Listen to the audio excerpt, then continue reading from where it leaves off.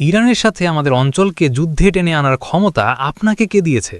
ট্রাম্পকে প্রশ্ন সংযুক্ত আরব আমিরাতে ধনকুবেরের।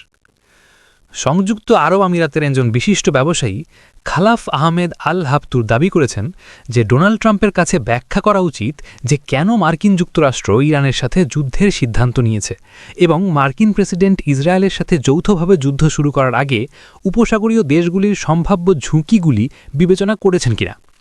ট্রাম্পের কাছে লেখা এক খোলা চিঠিতে হাবতুর ইরানের সাথে যুদ্ধে যাওয়া ট্রাম্পের সিদ্ধান্তের সমালোচনা করে মার্কিন নেতাকে জিজ্ঞাসা করেন, আমাদের অঞ্চলকে ইরানের সাথে যুদ্ধে টেনে আনার ক্ষমতা আপনাকে কে দিয়েছে এবং আপনি কোন ভিত্তিতে এই বিপজ্জনক সিদ্ধান্ত নিয়েছেন?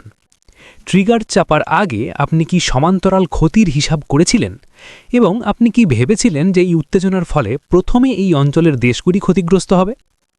এই অঞ্চলের জনগণেরও জিজ্ঞাসা করার অধিকার আছে, এটি কি আপনার একার সিদ্ধান্ত নাকি এটি নেতানিয়াহুর এবং তার সরকারের চাপের ফলে এসেছে?